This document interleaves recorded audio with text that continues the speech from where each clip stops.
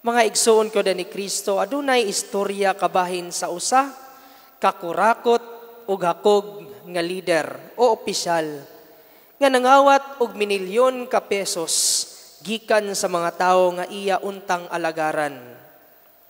Sa dihang wala na siya sa gahom, gipulihan siya sa usa ka matarong nga pangulo. Ang bag-o nga leader nagpasiugda og mga investigasyon aron mahibaw-an ang daghang mga korupsyon sa hakog nga leader. Eventually, the long arms of the law caught up with the corrupt leader and he was imprisoned. Mga igsuon ko ni Kristo, sa atong ibanghelyo, atong madungog og makita ang kahakog sa mga saop. Gihatagan sila sa tanan nga ilang gikinahanglan sa pagtikad sa parasan.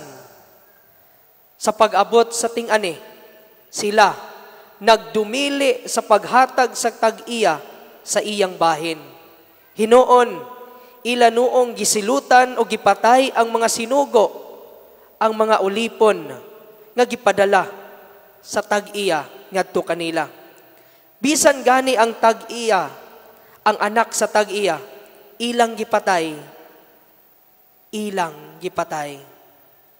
Mga igsuon, mao kini ang pagpasundayag sa istorya sa hilabihang kahakog ngadto sa mga tao, ngadto sa nagsaop sa uma.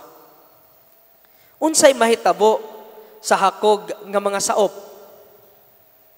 Namatay sila ug ang parasan gikuha gikan kanila o gihatag niadtong dili hakog nga mga tao nga andam gayod mubahin muhatag og bahin ngadto sa tag-iya sa parasan. Mga igsuon ko ni Kristo, our insatiable appetite for the things of this world, such as money, power, possessions, and the like, will bring us nothing but damnation. Tungod sa kwarta, tungod sa tong pagkasilaw sa kwarta, gahom, og katigayunan, nga maoy makapahakog kanato, wala gyoy sangputanan kini, kundili ang silot. Anything that we possess through our greed will eventually be taken from us. Ang bisan unsa nga atong naangkon pinaagi sa atong kahakog sa kadugayan, kuhaon gikan kanato. Tan-awa ra ang dili maihap nga mga diktador nga bangis nga gipalagpot sa gahom tungod sa ilang kahakog niini. Tan-awa ra ang daghang mga kurakot nga mga opisyal sa gobyerno nga gigukod sa daghang kaso tungod sa ilang mga kahakog. Gipasak-an na sila kaso batok kanila. Mga igsuon, kinahanglan nga kita makakat-on unsaon na pagpaambit. Kita kinahanglan nga mahimong manggihatagon kung unsa ang naa nato.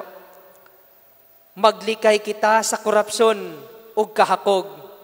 Kay kita mga saoplaman ni ining kalibutana.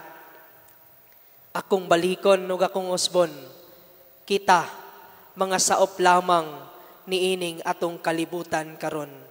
Dili kita mo'y tag-iya. Gipilian ra kita ni ini. Mga piniyalan. Kay kita, unta, mo'y mutikad ni ini sa maayo nga pamaagi. Apan, ang hinungdan ni ini tungod sa pagkakog sa tao, daghan kaayo ang maangin. Daghan kaayo ang madaot. Daghan kaayo ang mga guba, ang kalikupan, ang kinaiyahan. Gani, maangina ang kinabuhi sa tao tungod sa kahakog sa tao. Atong timan-an mga igsuon, someday, God will ask us to account for the gifts that He has entrusted to us. And he will pose these questions. Were you able to pay forward the gifts I entrusted to you? Were you generous? And did you avoid corruption and greed? Mao gayud kini ang pangutana sa Dios kanato.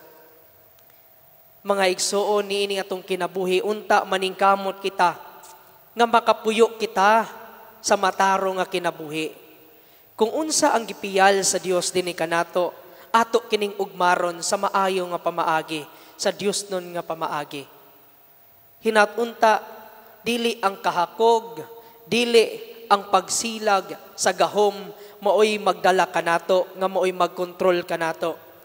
Kung dili magpabilin gayud kita, diha sa grasya sa Dios. Ang grasya nga kita kanunay magmanggihatagon ngadto sa uban. Kay kung dili kita hakog, andam kitang muhatag ngadto sa uban kung unsay naa kita. Kung dili kita silag diha sa gahom, andam kitang muhimo og maayo, ilabi na diha sa atong kaigsuunan og diha sa atong kalikupan. Hinaut unta mga igsuon, mo kana atong batunan sa atong kinabuhi. Ilabi na diha sa atong pamilya. Usahay, aduna dagayoy masilaw tungod sa kwarta. Tungod sa kwarta, adunay panag-away. Tungod sa kwarta, adunay panagbingkil, adunay panaglalis diha sulod sa pamilya. Hinaut unta, dili kana mo'y hinungdan nga ang pamilya mahimong gubot. Ang pamilya adunay magkabingkil.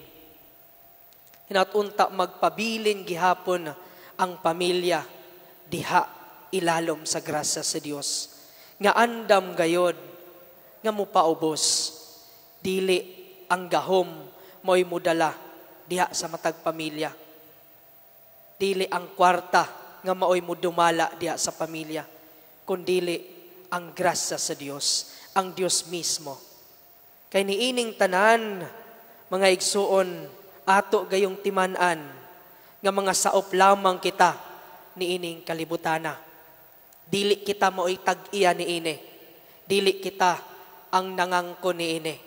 Kundili ang Dios mo'y tag-iya niini. Ang atong Dios nga makagagahom mo'y tag-iya sa kalibutan. Mga saop lamang kita, mga piniyalan. Nga unta isip mga saop, mga piniyalan, andam kitang mubuhat sa maayo. Andam kitang mubuhat sa matarong. Dili ang kahakog, dili ang gahom, maoy mugdumala kanato. Niining atong pagpadayon sa santos nga misa, mangayo kita sa grasya sa Dios, nga unta kita sa atong kinabuhi, makapuyo gayod, kuunsa gayod, ang Kristohanon nga kinabuhi, mao ang kinabuhing manggihatagon, dili unta ang kinabuhi diha sa pagkahakog, o magdumala lamang ang gahom, dili. Kundili ang atong pagka-generous ngadto sa atong makaigsuunan o ngadto sa Dios. Amen. Palihog manindog.